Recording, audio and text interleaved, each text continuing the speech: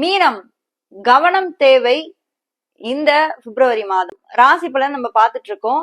அந்த வகையில பாத்தீங்கன்னா உங்களுடைய ராசிக்கு இந்த பிப்ரவரி மாதம் எந்த மாதிரி மாற்றங்கள் வரப்போகுது அப்படின்றத நம்ம தொடர்ந்து நம்ம பார்க்கலாம். அண்ட் நம்மளுடைய சேனலை இன்னும் நீங்க சப்ஸ்கிரைப் பண்ணாம பாத்துட்டு இருந்தீங்க அப்படின்னா மறக்காம சப்ஸ்கிரைப் பண்ணி வச்சுக்கோங்க. கன்சல்டேஷன்ஸ் வேணும்னு நினைக்கிறவங்க மேல இருக்க என்னோட வாட்ஸ்அப் நம்பருக்கு உங்களுடைய அப்பாயின்மெண்ட்ஸை புக் பண்ணிக்கலாம். இது பாத்தீங்கன்னா மக்களே, இது ஒரு முழுக்க இது 1-on-1 கான்வர்சேஷனா மட்டும்தான் இருக்க போகுது. சோ நான் திருக்கணித பஞ்சாங்கத்தின் முறைப்படிதான் இந்த ஒரு கன்சல்டேஷன் உங்களுக்கு இருக்கும்.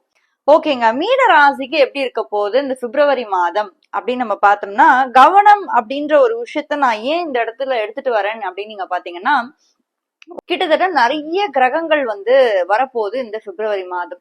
இந்த பிப்ரவரி மாதத்துல சுக்கிரன், புதன், செவ்வாய், சூரியன், ராகு உங்களுடைய ராசியில இருந்து 12ஆம் இடம் சொல்லக்கூடிய விரயஸ்தானத்துக்கும், கேது பகவான் 6ஆம் இடத்துலயும் அமர போறாரு. உங்களுடைய ராசியில இருந்து 4ஆம் வீடு குரு பகவான் இருக்காரு. இதுல மிக முக்கியமான ஒரு விஷயமா நம்ம என்ன பார்க்கணும் அப்படின்னா, இந்த பிப்ரவரி மாதத்துல உங்களுடைய ராசிநாதனான குரு பகவான், அவரே உங்களுக்கு தொழில் ஸ்தானாதிபதி, 10ஆம் அதிபதி, அவர் உங்களுக்கு 4ஆம் இடத்துல இருக்கிறதுனால உங்களுக்கு கொஞ்சம் கவனமா நீங்க தொழில்ல இப்ப நீங்க ஏதாவது ஒரு இன்வெஸ்ட்மெண்ட் பண்ண போறீங்க அப்படின்னா கொஞ்சம் நீங்க கவனமா பண்றது நல்லது.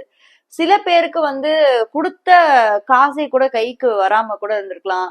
ஏன்னா குரு பகவான் பாத்தீங்கன்னா உங்களுடைய ராசியில இருந்து 4ஆம் வீட்டுல வக்ரமா இருக்கிறாரு. ஒரு கிரகம் வக்ரமா இருக்கு அப்படின்னா அதால சரியான பலன்களை கொடுக்க முடியாது. அது மட்டும் இல்லாம பின்னோக்கி நகர்ந்துகிட்டு இருக்குன்னு அர்த்தம். எப்போ உங்களுடைய ராசிநாதனான குரு பகவான் முன்னோக்கி நகர ஆரம்பிக்கிறாரோ அப்பத்துல இருந்தே நீங்க ரொம்ப பாசிட்டிவான ரிசல்ட்ஸ் நீங்க பார்க்க ஆரம்பிப்பீங்க. பட் இந்த பிப்ரவரி மாதம் எப்படி இருக்கும் அப்படின்னு நீங்க பாத்தீங்கன்னா, ஓகே, ஓரளவுக்கு பொருளாதாரத்திலயும் இல்ல வீட்டுல இருக்க சூழ்நிலையிலும் நீங்க சமாளிக்க கூடிய இடத்துல உங்களுக்கு இது இருக்கு. உங்களுடைய ராசியில இருந்து 6ஆம் இடத்துல கேது பகவான் இருக்காரு. இதுதான் நீங்க கவனிக்க வேண்டிய ஒரு விஷயம். உங்களுடைய ராசியில இருந்து 12ஆம் இடத்துலதான் இந்த ஒரு கிரகண தோஷம், காலசர்ப்ப தோஷமானது ஏற்படுது.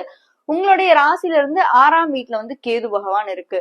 சோ நிறைய பேருக்கு பாருங்களேன், வயிறு சம்பந்தமான விஷயம், மீனராசியை பொறுத்த வரைக்கும் டைஜஷன் சம்பந்தமான விஷயம், செரிமான பிரச்சனைகள், வயிறு உபசம் ஆகுறது, அல்சரு, கடந்த ஒரு வருஷமாவே அவங்க ஹாஸ்பிட்டலுக்கும் வீடுக்கும் ஹாஸ்பிட்டலுக்குமே அலைச்சலே அவங்களுக்கு அதிகமா இருந்தது.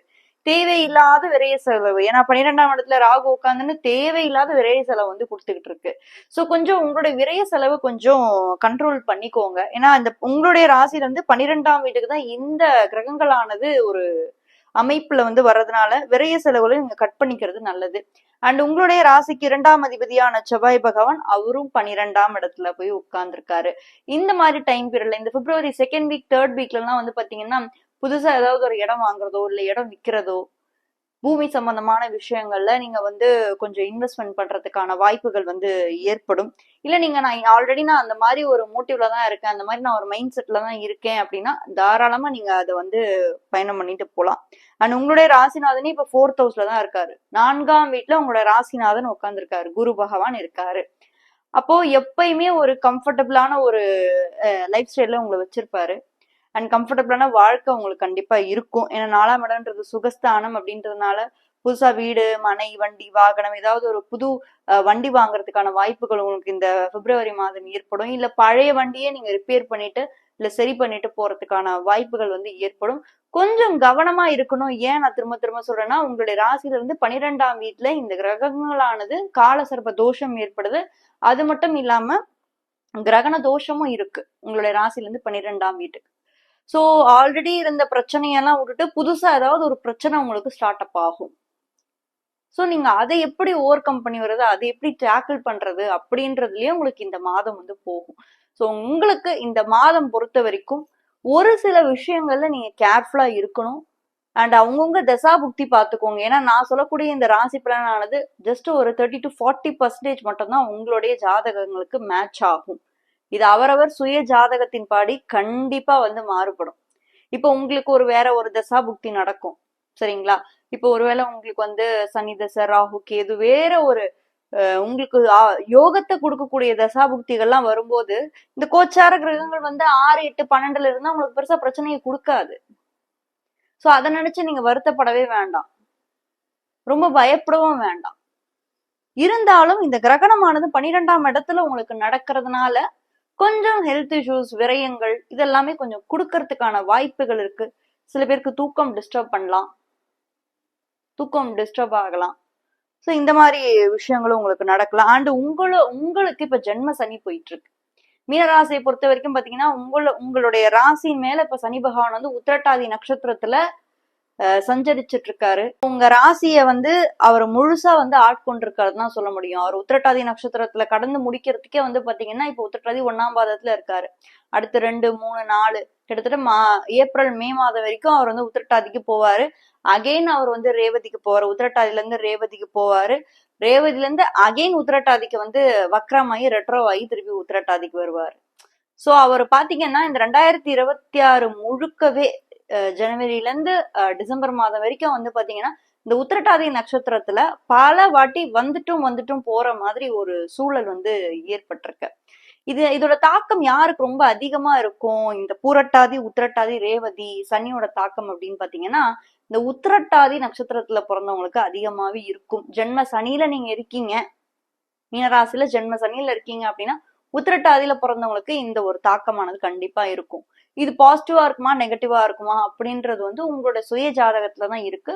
பட் இருந்தாலும் ராசியின் மேல சனி பகவான் கடக்கிறதுனால நிறைய விஷயங்களும் உங்களுக்கு பொறுமையை சொல்லி கொடுப்பார்.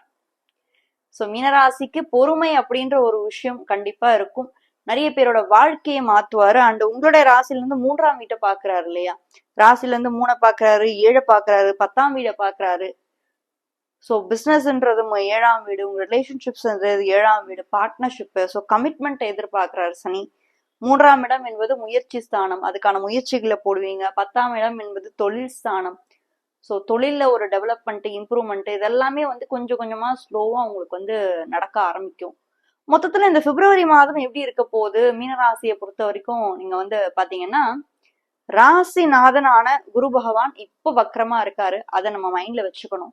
அண்ட் போக போக அது வக்ர நிவர்த்தியாகி அவர் நேர்கதிக்கு போகும்போது, ரெட்ரோகிரேஷன் பீரியட் வந்து முடிஞ்ச உடனே நேர்கதிக்கு போகும்போது டெஃபினட்டா வந்து பாத்தீங்கன்னா நிறைய சேஞ்சஸ் நடக்கும். நீங்க ஆல்ரெடி நீங்க பிளான் போட்டு வச்சிருந்த விஷயம் கூட ஒன்ஸ் அவர் வந்து நார்மலா கடக்க ஆரம்பிக்கும் போது உங்களுக்கு எல்லாமே வந்து சரியா வரும்.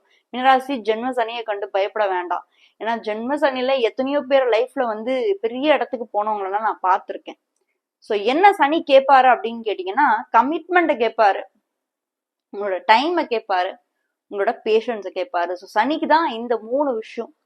ஸோ இந்த 3 விஷயத்தையும் நீங்க இந்த ஜென்ம சனியில கடைபிடிச்சீங்க அப்படின்னா உங்களை அடிக்கிறதுக்கு யாருமே இல்லை. இன்னும் சொல்ல போனா நீங்க மிகப்பெரிய ஒரு வெற்றியாளரா வர்றதுக்கு கூட வாய்ப்பு இருக்கு இந்த 2026. ஸோ மேரேஜ் லைஃப் ஓகே, உங்களுக்கு நல்லா இருக்கும்.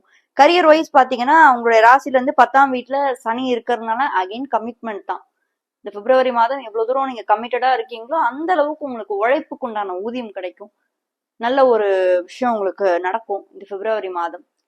எதுவும் வருத்தப்படுறதுக்கு அந்த மாதிரி எல்லாம் எதுவுமே இல்லை. என்ன ஒண்ணு தோஷம் நடைபெறதுனால நீங்க கிட்டத்தட்ட பாத்தீங்கன்னா இந்த டேட்ஸ் வந்து 17, 18, 19 பிப்ரவரியோட செகண்ட் வீக் ஆஃப் பிப்ரவரி தான் இந்த தோஷம் வந்து நடைபெறுது. ஸோ செகண்ட் 2 வீக்ஸ் இருக்கும். செகண்ட் வீக் அண்ட் தேர்ட் வீக்ல இருக்கு இந்த தோஷம், இந்த கிரகண தோஷமானது ஏற்படுது.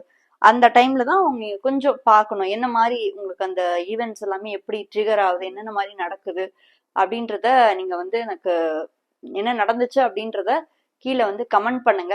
அப்ப நான் தெரிஞ்சுப்பேன். ஏன்னா இதெல்லாமே வந்து பொதுவான ஒரு பலன்கள் தான், உங்களுடைய தசாபுக்திகள் அடிப்படையில நம்ம பார்க்கக்கூடிய பொதுவான ஒரு பலன்கள் தான். அவரவர் சுய ஜாதகத்தின் பிரகாரம் கண்டிப்பா நிறைய விஷயங்கள் வந்து மாறுபடும், பார்க்கலாம். அண்ட் கும்பராசியை பத்தி தெரிஞ்சுக்கணும்னா இந்த வீடியோல ஃபர்ஸ்ட் கமெண்ட்ல ஃபர்ஸ்ட் லிங்க்ல கொடுத்துருக்கேன், மறக்காம அதையும் போய் செக் பண்ணுங்க. தேங்க்யூ.